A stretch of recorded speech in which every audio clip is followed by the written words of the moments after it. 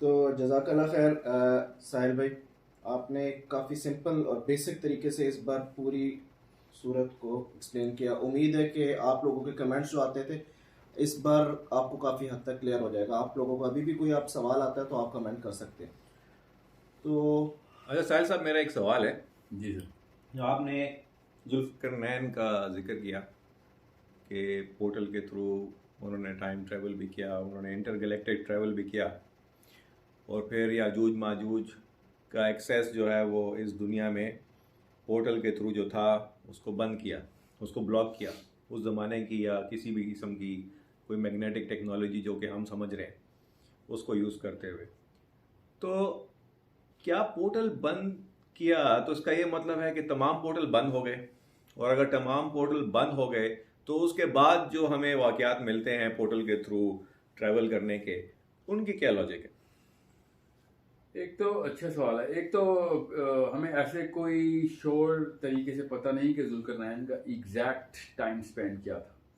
एक बड़ी अमूमी राय है कि ईसा के बाद, असहाबे कहा का भी वाक़या ईसा के बाद हुआ है, और जुल्करनैन जो थे वो भी ईसा के दौर के बाद किए। मगर ऐसा कोई उन्होंने भी श्योरिटी से नहीं कहा जिन उलमा कराम ने उनकी टाइम स्पेंड लिखे। दूसरी चीज़, जुल्करनैन ने जो entry to the planet earth की पोर्टल है ना, ये मेरी राय है ऑफ कोर्स, ये बंद की इसलिए कि याजूज माजूज को अल्लाह ने कहा कि इज़ा फुत्तिहत याजूज व माजूज, कि जब मैं खोलूंगा याजूज माजूज। तो इसमें ये बात तय है कि याजूज माजूज वाली पोर्टल तो पक्की बंद है, मगर क्या बाकी की पोर्टल्स भी बंद है कि नहीं, वो मैं इसलिए कह रहा हूँ कि उन्होंने सारी पोर्टल्स का जो मेन एंट्री है वो बंद इसलिए की क्योंकि जैसे ही दज्जाल ने अपना ये री एंट्री करनी है, और री एंट्री इसलिए कह रहा हूँ क्योंकि तमीमुद्दारी को तो एक दफ़ा मिल चुका है ना, तो पहले तो कहीं तो गया है वो पहले। तो जब उसने री एंट्री करनी है तो साथ ही उस निशानी में याजूज माजूज की निशानी भी है, और फिर दाबतुल अर्द की निशानी भी है। इसका मतलब है कि उस वक्त कोई ऐसा निज़ाम ओपन हो गया है कि जिससे बाकी के चीज़ें आना शुरू हो गई। इसलिए मैंने ये राय दी। हालांकि हो सकता है कि जुल्करनैन ने सिर्फ एक ही पोर्टल बंद किया, मगर लगता है ऐसे कि सारी पोर्टल्स बंद हैं, मगर वो भी वो वाली पोर्टल्स कि जो कि एंटी टू द प्लैनेट की इंटर जो अर्थ ट्रेजेक्ट्री टेलीपोर्टेशन है उसका तो कोई ऐसा मामला नहीं है। तमीमुद्दारी ने जो पोर्टल में ट्रैवल किया है, दज्जाल से मिले हैं, तो वो जो दज्जाल को जो बांधा हुआ था ना, मैं वहां से ये ले रहा हूं कि दज्जाल को जिस जंजीर में बांधा हुआ था, तो इसका मतलब है कि दज्जाल को किसी जुल्करनैन की किस्म की किसी टेक्नोलॉजी से उन्होंने बांधा। एक माई ने कैसे बांधा एक आदमी को, तो वो कोई ऐसा कोई मामला किया हो उसके साथ। मैं उस तफसील में अभी नहीं जाऊंगा, वो क्योंकि फिजिक्स के पूरे लेक्चर खोल रहे हैं कि कोई ऐसी चीज़ जो कि ऐसी मैकेनिकल डिवाइस है जो कि चार्ज को अप एंड डाउन कर चुकी है। वो बहरहाल कोई ज़रूरी नहीं है कि वो चार्ज यूज हो, क्या पता जंजीर से ही बांधा गया उसको। द पॉइंट इज बांधा तो गया था।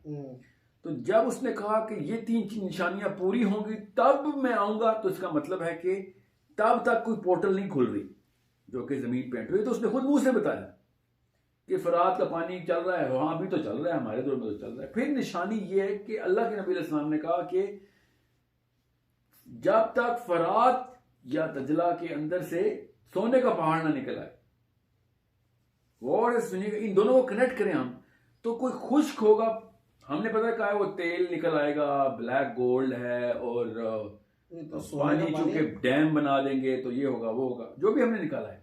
सोने का पानी नहीं, सोने का पहाड़।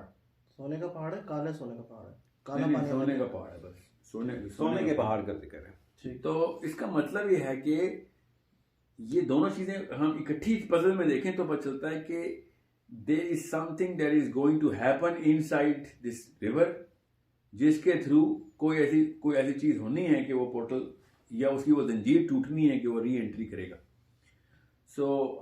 या फिर कोई भी शायद ताल्लुक ना हो इसका, फिर भी उसकी वो री एंट्री किसी और वजह से बंद हो। मगर नजर आता है कि ये क्लू है कि, क्योंकि क्लू तो डायरेक्ट अल्लाह के नबी अलैहि ने दिया ना, कि जब तक ये ना हो जाए तब तक दज्जाल नहीं आना। या ये तो दज्जाल ने कहा था, अल्लाह के नबी अलैहि ने कहा कि दज्जाल उस दौर में फरात का पानी जब या दज्जला में से सोने का पहाड़ निकल आए तो लोग उसको मतलब आपस में छीना झपटी चल रही होगी उसके सोने की, और उसी दौरान दज्जाली खबर आ जाएगी। और साथ ही ये कहा अल्लाह के नबी अस्सलाम ने कि दज्जाल का ज़हूर अचानक होगा। तो ये अचानक के कॉन्सेप्ट से भी ये बात हमारे ज़हन में आनी चाहिए कि कोई अचानक, पोर्टल इज इमीडिएट एंट्री ना, सडन ट्रांजिट होता है। पोर्टल का मतलब कि 4 घंटे का सफर है एयरलाइन का। पोर्टल का तो मतलब यहाँ पे क्रॉस किया तो किसी और प्लैनेट पे पहुंच गए। तो पोर्टल का तो बेसिक कॉन्सेप्ट ही यही है। सो ये चीज़ें उसी तरफ इशारा तो कर रही हैं बड़ी क्लियरली कि something is going to happen which is going to lead to sudden. और फिर हदीस है कि आखिरी निशानियां ऐसी हैं जैसे कि माला टूटती और मोती नीचे गिरते हैं पैर दर पैर। तो वो लगता है ऐसे ही है कि अचानक कोई वाकया हुआ और सारा कुछ खुल गया। फिर जाजूज माजूज आ गए दज्जाल के मरते ही, फिर था दाबतुल अर्द आ गया, फिर पता नहीं जितने भी मामलात खुलने और फिर पर अल्लाह ताला ने कहा फिर तो दरवाजे सारे खुल जाएंगे। अच्छा, एक और सवाल है जो कि आपने जो अभी बात की उसी से रिलेटेड है, दज्जाल के हवाले से ही, कि एक तो दज्जाल ने अभी पैदा होना है, ठीक है, तो अभी हम जिस वक्त से गुजर रहे हैं उसी वक्त में पैदा होगा। अब होता है कुछ आने वाले वक्त में होता है, तो ज़ाहिर बात है जब वो पैदा होगा तो वो बच्चा होगा, एक फिज़िकल एवोल्यूशन से गुजरेगा, तो ज़ाहिर बात है सीखेगा, बोलना सीखेगा, इल्म हासिल करेगा। उसके पास ये इल्म आएगा कहाँ से, जो कि हम में से किसी के पास अभी तक नहीं है। अगर वो इस दुनिया में ही पैदा होगा और इस दुनिया में ही आगे जाकर उस लेवल पे पहुंचेगा, तो ये पोर्टल्स की नॉलेज और हर चीज़ को अपने कंट्रोल करने की नॉलेज और ये तमाम नॉलेज उसके पास आएगी कहाँ से, वो कैसे सीखेगा? ऐसा क्या होगा कि ये सारा चीज़ें उसको पता चल जाए? और दूसरी बात जो कि एक हदीस है जिसमें दज्जाल की उम्र के बारे में बताया है कि वो 40 दिन तक इस दुनिया में रहेगा। जी हाँ। पहला दिन उसका जो है वो 1 साल के बराबर होगा, दूसरा दिन उसका जो है वो 1 महीने के बराबर होगा, तीसरा दिन उसका 1 हफ्ते के बराबर होगा और बाकी दिन उसके आम दिनों जैसे होंगे। और उसकी भी शेख इमरान ने एक इंटरप्रिटेशन की है कि वो शायद किसी दूसरी डायमेंशन में होगा वगैरह वगैरह, कि वो एक पसे पर्दा हुकूमत करेगा। तो वो उसके मिसाल वो 1 साल वाले दिन है, लेकिन उसके कारिंदे चल रहे होंगे जो कि आजकल का वक्त शामिल है। वो उसको दुनिया के इराज से उसको रिलेट करते हैं कि जब ब्रिटिश रूल था तो उस वक्त जो है वो साल वाला था, अब अमेरिकन रूल आ गया तो वो इसका हफ्ते वाला, महीने वाला चल रहा है। इसके बाद इसराइल का रूल आएगा तो वो 1 हफ्ते का होगा, और फिर जब वो फिजिकली आएगा तो वो उसका फिजिकल ज़हूर होगा। वो इसको इस तरह से इंटरप्रेट करते हैं। इसके बारे में आपकी क्या राय है? आप क्या कहते हैं? आपने जो 2 सवाल किए ना, उसमें एक तीसरा सवाल भी ऐड करते हैं। एक तो ये कि जो जब बच्चा पैदा होगा तो फिर ये अचानक ज़हूर कैसे होगा उसका, ये भी एक बीच का सवाल है। बिल्कुल। तो इसी में मैं ऐड करता हूँ जो मुझे कन्फ्यूजन है कि वो बच्चा पैदा होगा, वो एक टाइमलाइन से जाएगा और फिर वापस वो ट्रैवल करेगा और वहाँ पे वो फंस जाएगा और फिर वो ऐसे ही मैं इसी का यही जवाब दे रहा हूँ। असली सवाल ये है कि वो इल्म कहाँ से आएगा उसका। तो लेकिन मैं आपको एक अपनी राय ही बता रहा हूँ इसमें, मगर मैं ज़रा साथ साथ मैं सबूत भी देता हूँ आपको कि इराक में स्मर्रा में 1940s में इनको स्मर्रा की तहजीब की वो टैबलेट्स मिली जिनके ऊपर वो पूरी लाइब्रेरी मिली है। 26,000 टैबलेट्स मिली। 26,000 टैबलेट्स का मतलब है कुछ 26,000 किताबें मिल गई, समझ लें। वो है तकरीबन 16,000 साल पहले की तहजीब। तो उसमें उन्होंने हदीस का वाकया और ये तमाम तर इंटरगैलेक्टिक, तमाम तर टेलीपोर्टेशन, हदीस ऊपर कैसे जाते थे, कितनी दफ़ा जाते थे, हज़रत नूह के साथ क्या हुआ, ये सारा कुछ इसमें दर्ज था। इसका मतलब अगर नूह के तो बाद की बात है और हदीस के तो बाद की बात है। तो जब सद्दाम हुसैन ने, क्योंकि समर्रा इराक में, तो सद्दाम हुसैन के ऊपर हमें जो बताया जाता है वो ये बताया जाता है कि सद्दाम हुसैन ने कुवैत के ऊपर, फिर ईरान के ऊपर, और ये वो अपनी शिया सुन्नी मसाइल कर रहा था और इराक को फतह करने के लिए ये बहाना दे दिया गया, अमेरिका का एजेंट था वो, और बहाना ये दिया गया कि वो शिया सुन्नी मसाइल और लोकल डिटरेंट्स कर रहा है, सोशल लेवल के ऊपर भी, पॉलिटिकल लेवल पे भी।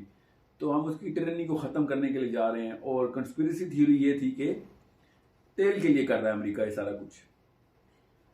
तो क्योंकि इराक वाकई में तेल में सबसे ज़्यादा आगे, मगर अजीब सी एक बात है जो कि मैं आपको सबूत से बता रहा हूँ, या आप गूगल करें, ये कुछ सीक्रेट नहीं है, कॉन्स्पिरेसी नहीं है जो मैं आपको बता रहा हूँ, कि इराक पे जिस दिन अमेरिका ने हमला किया उसी दिन फर्स्ट 24 आवर्स के दौरान ओपन ब्रॉड डे लाइट के अंदर अमेरिकन आर्मी ने क्या करतूत किए, ये हम सबको पता है।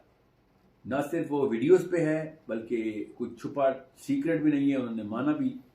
यहाँ तक कि वो सारे कंटेनर्स किस तरीके से ट्रांसपोर्ट हुए इसराइल, वो किस चीज़ के थे, वो समर्रा की उन टैबलेट्स के थे। 11 म्यूजियम से 11 के 11 म्यूजियम से अमेरिकन आर्मी ने सबसे पहले आके लूटे। तो जब एक जंग की जाती है तो सबसे पहले वो वाले एसेट को सिक्योर किया जाता है ना जिसके लिए जंग की जाए, और वो सारे के सारे एसेट्स उन्होंने सिक्योर करके भेज दिए इसराइल।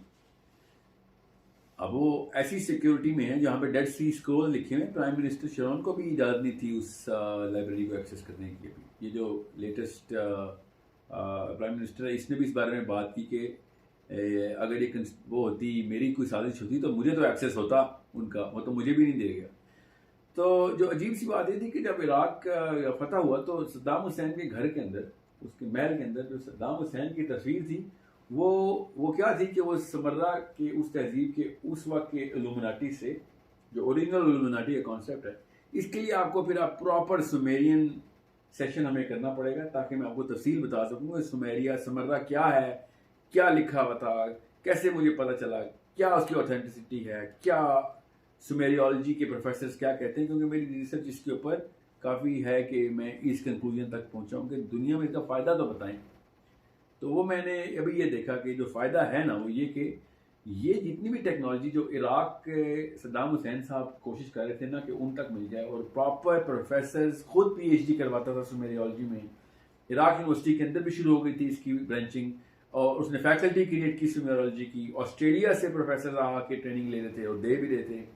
यूरोपियन अकेडेमिया सुमेरियोलॉजी करवा रही थी, और अमेरिका और यूरोप आके यूनिवर्सिटी इराक के लोगों को इसकी ट्रेनिंग दे रहा था कि इनको इंटरप्रेट कैसे करना है इन टैबलेट्स को।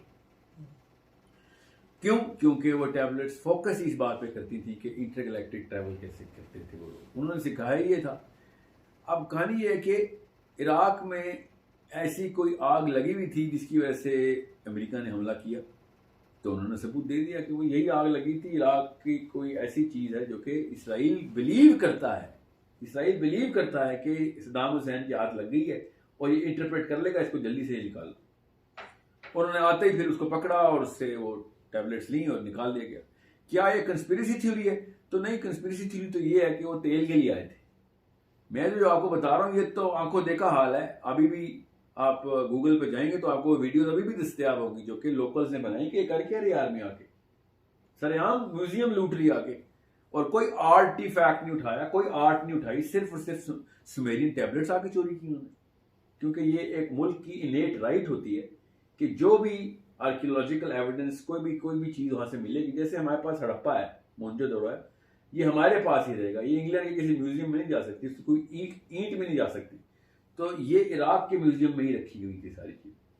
हालांकि इराकी इसको ज़्यादा लिफ्ट नहीं करा देते।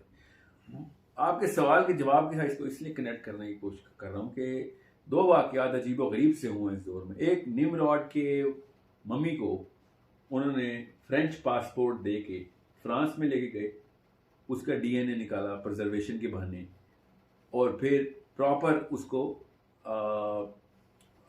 उसी तरीके की ट्रीटमेंट मिली इसराइल के अंदर भी, जैसे कि कोई इनका दजाल ही आ गया। और फिर ये सुमेरियन टैबलेट्स की भी उन्होंने इस तरीके से ये मामला किया। क्या ये बातों के अंदर वाकई वो इल्म है जो दजाल को मिलेगा? तो मुझे तो इल्म नहीं है, अल्लाह को इल्म है खाली, मगर एटलीस्ट कोशिशें उनकी इसी लेवल की हैं। इनकी कोशिश यही है कि ये पोर्टल टेलीपोर्टेशन इंटरगैलेक्टिक जो मामलात हैं वो तय कर सकें। और ये जो उलूम है अगर ये नहीं भी सही तो एटलीस्ट उनकी नीयत तो नज़र आ रही है कि क्योंकि जिसने भी सुमेरियोलॉजी के बारे में पढ़ा है उसको ये पता है कि ये जितने भी मामलात हैं ना जो रिलीजियस स्क्रिप्चर्स में, बाइबल में, इथियोपियन बाइबल में और कुरान पाक में लिखे हैं, ये सब कुरान पाक का भी पूरा रेफरेंस चार्ट मिलता है। सुमेरियोलॉजी कुरान पाक में भी वैसे ही फोकस करती है। यहाँ तक कि ऑस्ट्रेलिया के एक प्रोफेसर ने प्रॉपर अल्लाह के नबी अलैहिस्सलाम मोहम्मद बिन अब्दुल्ला सल्लल्लाहु अलैहि वसल्लम के ऊपर, उनकी मेराज के ऊपर पूरे थीसिस लिख के बताया है कि कैसे मोहम्मद ने ट्रैवल किया था। सुमेरियोलॉजी के पीएचडी ने ये बात की है, कोई मुसलमान नहीं है वो, बट कोई साइंस को मानते हैं वो, और उन्होंने पूरी की पूरी ये तफसील जो है ये रिकॉर्ड कराई। अब मैं क्यों आपको बता रहा हूँ, इसराइली के पास गया ये सारा इल्म, ये सही है या गलत है तो एक अलग बात है। एक मिनट के लिए सोचें कि ये सही है तो फिर दज्जाल की तो ट्रेनिंग इंस्टीट्यूट तो क्रिएट हो गया, और अगर ये गलत है तो एटलीस्ट उनकी नीयत तो पता चल गई है कि वो यहाँ से ही इसी तरीके की मामला करने की कोशिश करते हैं, और दज्जाल के पास इसी तरह का कोई इब्तदाई और आला तालीम की जो एकेडमी है वो इसी सब्जेक्ट मैटर के ऊपर है।